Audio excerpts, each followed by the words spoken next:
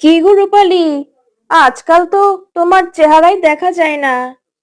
তা তো দেখা যাবেই না। তোমরা অনেক পয়সা কামাচ্ছ, বড় হোটেল দিয়েছো। সবকিছুই সৃষ্টিকর্তার আশীর্বাদ গো দিদি। তা গলার ওই হারটা নতুন গড়িয়েছো নাকি গো? আগে তো কখনো দেখিনি।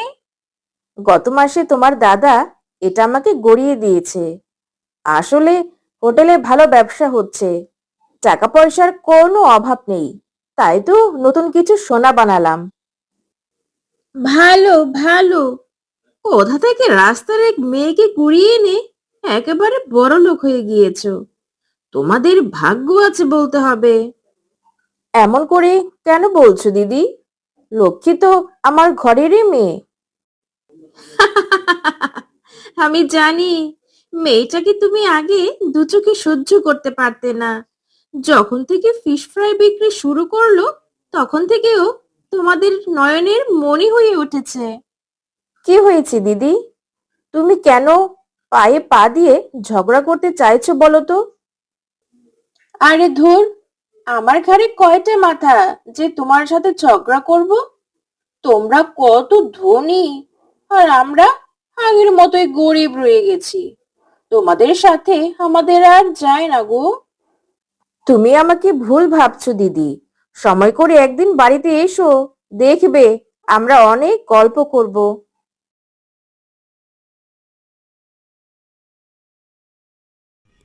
এই যে প্রতাপদা, তোমাকেই তো খুঁজছি।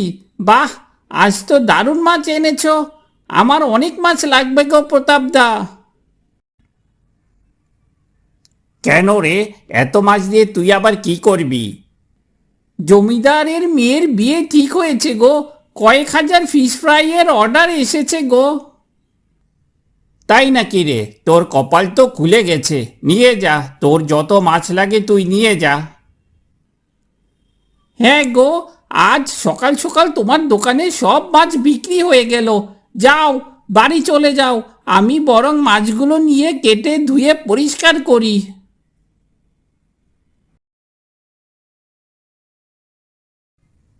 কই গো গিন্নি, কোথায় গেলে?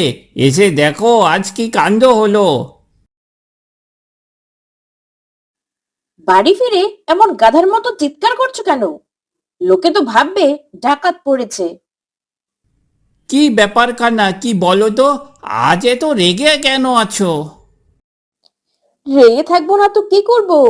এই সংসারে এসে আমি কি পেলাম বলো তো? না পেলাম দামি শাড়ি, না পেলাম সোনার গয়না। ওই যে নিতাইয়ের বউ রূপালীকে দারুণ একটা সোনার হার গড়িয়ে দিয়েছে। এ কি বলছো গিন্নি? বিধাতা ওদের দিকে তাকিয়েছে, ওদের দিন করেছে। এতে তুমি হিংসা করছো কেন? আমি হিংসা করব কোন দুঃখে? এইবার তোমার ঘটনা কি বলো দেখি। আজ এত তাড়াতাড়ি ফিরে এলে যে? হ্যাঁ গো, আজ নিতাই সব মাছ কিনে নিল। জমিদার বাড়িতে ফিশ ফ্রাইয়ের অর্ডার আছে। যাই, পুকুর থেকে ডুব দিয়ে আসি। জমিদার বাড়িতে ওরা ফিশ ফ্রাই দেবে? তার মানে তো ওদের অনেক টাকা লাভ হবে। এ আমি কিছুতেই হতে দেব না। এমন কিছু আমাকে করতে হবে যেন ওদের এই চায়ের দোকানটাই বন্ধ হয়ে যায়। রূপালী, লক্ষ্মীমালা, কোথায় গেলে তোমরা? এই দেখো, আমি কতগুলো মাছ এনেছি। আরে বাহ, মাছগুলো তো দারুণ, একেবারে টাটকা। তা বাবা, কোথায় পেলে এত মাছ? কোথায় আর পাবে রে মা? প্রতাপদার কাছ থেকে গিয়ে মাছগুলো কিনে আনলাম।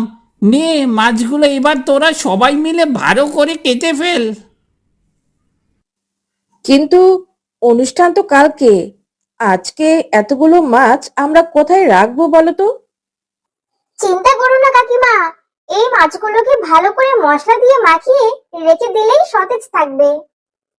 হ্যাঁ মা, লক্ষ্মী ঠিক কথাই বলেছে। আমরা মাছগুলোকে কেটে ভালো করে পরিষ্কার করে মশলা মাখিয়ে রেখে দেব, আর আগামীকাল সকাল সকাল ভাজা শুরু করব। একদম ঠিক কথা বলেছিস। চল তাড়াতাড়ি কাজটা শেষ করে ফেলি।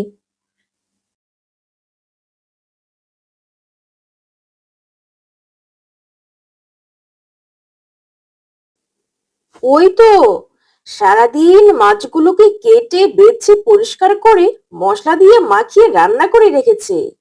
এইবার আমার আসল কাজটা ভালো করে করতে হবে। কালকে ওদের মান সম্মান একেবারে আমি ধুলোয় মিশিয়ে দেব।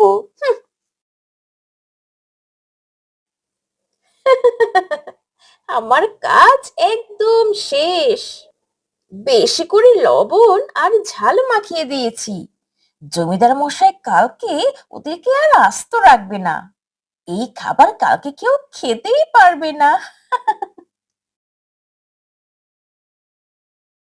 এই যে লক্ষ্মী, মাছগুলো আমার কাছে দে, তেলের মধ্যে ছেড়ে দেই, দেখবি একেবারে মুচমুচে হয়ে যাবে। সাবধানে ছেড়ে দাও কাকিমা, আর মাছগুলো ভাজার আগে ভালো করে ময়দার মধ্যে মিশিয়ে নাও। সাবধানে কাজ করো মা, তা না হলে কিন্তু তোমার হাত পুড়ে যাবে। কি গো, তোমার মাছ ভাজা হলো? দাও দেখি, একবার চেখে দেখি কেমন বানিয়েছো আজকের ফিশ ফ্রাই। একটু দাঁড়াও, মাত্রই ফিশ ফ্রাইটা তেলের মধ্যে ছেড়েছি, খেতে নিশ্চয়ই দারুণ হবে। খেয়ে দেখো বাবা, যদি ভালো হয় তাহলে তো ভালোই, আর যদি ফিশ ফ্রাইটা খেতে খারাপ হয় তাহলে তো আমাদের মান সম্মান একেবারেই নষ্ট হয়ে যাবে।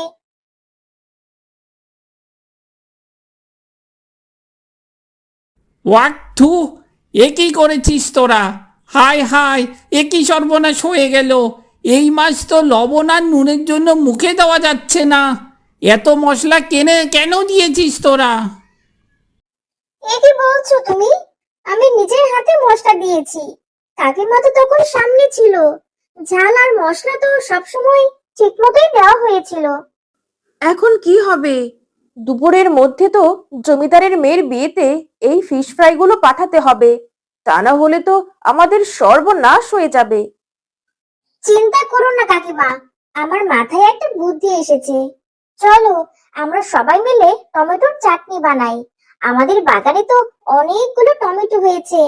টমেটোর চাটনি দিয়ে খেলে আর ঝাল লবণ লাগবে না। হ্যাঁ মা, এটাই দারুণ বুদ্ধি। আমি বাগান থেকে এক্ষুনি পাকা টমেটো তুলে নিয়ে আসছি। সত্যি রে লক্ষ্মী, আজ তুই ছিলি বলেই এত বড় একটা বিপদ থেকে পরিত্রাণের উপায় বের হলো। এই যে নিতাই, সব খাবার ঠিক মতো এনেছো তো? দেখো আবার অতিথি আপ্যায়নে যেন কোনো ত্রুটি না হয়। আমার একমাত্র মেয়ের বিয়ে। জি জমিদার বাবু, সব ঠিক আছে, আপনি ভাববেন না। আমি একেবারে দারুণ ফিশ ফ্রাই বানিয়ে নিয়ে এসেছি। বাবু, ফিশ ফ্রাইয়ের সঙ্গে এই টাটকা টমেটোর চাটনি এনেছি। এটাও সবাইকে পরিবেশন করবেন। সবাই খুব পছন্দ করবে।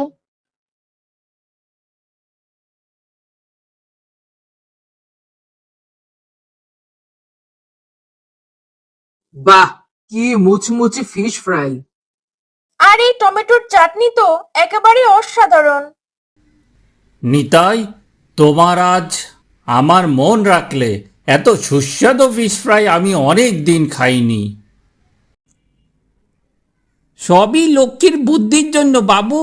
এ আমার মেয়ে লক্ষ্মী, ওর বুদ্ধিতেই ফিশ ফ্রাই এত সুস্বাদু হয়েছে। এই নাও, এটা তোমার পুরস্কার। ভবিষ্যতে আমার বাড়ির সব অনুষ্ঠানের রান্নার দায়িত্ব তোমাদের। আপনার আশীর্বাদ থাকলে আমরা সব সময় ভালো কাজ করার চেষ্টা করব।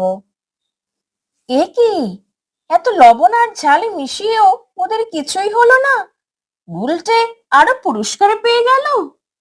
সব নষ্ট করে দিতে গিয়েও পারলাম না, কিন্তু এটা কি করে সম্ভব? ঠিক আছে, আমিও দেখব তোরা কি করে হোটেল চালাস। কি গো গিন্নি, মুখটা এমন কালো করে রেখেছ কেন? সেই সকাল থেকে দেখছি তোমার মুখের দিকে একেবারে তাকানো যাচ্ছে না। আর বলো না, আমার সব পরিকল্পনা ভেস্তে গেছে। কিসের পরিকল্পনার কথা বলছো গিন্নি? আমি রাতে চুপি চুপি ওদের মাছে বেশি করে লবণ আর ঝাল মিশিয়ে দিয়েছিলাম। ভেবেছিলাম জমিদার ওদের অপমান করবে, কিন্তু উল্টে ওরা পুরস্কার পেয়ে এসেছে। কি, তুমি এমন কাজ করেছিস তুই? ছি, মানুষের ক্ষতি করে কেউ কোনোদিন ভালো থাকতে পারে না। আমি তোকে কোনোদিন ক্ষমা করব না। এখনই আমার বাড়ি থেকে বের হয়ে যা। এত বড় একটা অন্যায় তুই কি করে করলি? দয়া করে আমাকে ক্ষমা করে দাও। আমি শুধু চেয়েছিলাম ওদের এত সুখ যেন না থাকে। রূপালীর গয়না বানানো, দামি দামি জামা কাপড় পরা আমি একেবারেই নিতে পারছিলাম না। এখন তুই যা খুশি তাই কর, কিন্তু আমার বাড়িতে এক মুহূর্ত থাকতে পারবি না। যা, এখনই আমার বাড়ি থেকে বের হয়ে যা। আমার মস্ত বড় ভুল হয়ে গেছে। তুমি আমাকে ক্ষমা করে দাও। দয়া করে আমাকে বাড়ি থেকে তাড়িয়ে দিও না। একটা শর্ততে আমি তোকে ক্ষমা করতে পারি। তুই এখনই আমার সাথে নিতাই বাড়িতে যাবি আর সবার কাছে ক্ষমা চাইবি। যাব, আমি নিশ্চয়ই যাব। আমি এখনই নিতাই আর ওর বউয়ের কাছে গিয়ে ক্ষমা চেয়ে আসবো। সবকিছুই তো ভালোভাবে হলো, কিন্তু এটাই বুঝতে পারলাম না, ফিশ ফ্রাইয়ের মধ্যে এত লবণ আর ঝাল কোথা থেকে এলো। আমি বলছি বৌদি, আমাকে একটু সময় দাও। প্রতাপদা, তুমি এখানে? আর সাথে করে বৌদিকেও তো এনেছো দেখছি। নিতাই দা, রূপালী, লক্ষ্মী, আমি খুব বড় অন্যায় করেছি।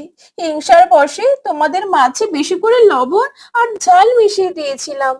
আমাকে ক্ষমা করে দাও। আমি সত্যি আমার ভুল বুঝতে পেরেছি। ছি ছি কাকিমা, এমন একটা কাজ তুমি কি করে করলে? হ্যাঁ কাকিমা, তুমি জানো না তোমার জন্য আমরা আজকে কত বড় বিপদে পড়তে যাচ্ছিলাম। থাম তোরা। মানুষ ভুল করতেই পারে, কিন্তু নিজের ভুল স্বীকার করার সাহস সবার থাকে না। তোমার কাজটা খুব অন্যায় ছিল, কিন্তু তুমি যখন অনুতপ্ত হয়েছো, তখন আমরাও আর রাগ পুষে রাখতে চাই না। মনোরমা কাকিমা, মানুষের সুখ দেখে হিংসা না করে তার থেকে শেখার চেষ্টা করা উচিত। তাহলে একদিন তুমিও সুখী হবে। ঠিক আছে মা, আজ থেকে আমি আর কোনোদিন কারো ক্ষতির কথা ভাববো না। এই তো ভালো কথা। মানুষ ভুল করলে শাস্তির চেয়ে শিক্ষা পাওয়াটাই বড়। আচ্ছা, অনেক কথা হয়েছে। এবার সবাই মিলে গরম গরম ফিশ ফ্রাই আর টমেটোর চাটনি খাই। তোমরা এখানে বসো, আমি গরম গরম ফিশ ফ্রাই আর চাটনি নিয়ে আসছি।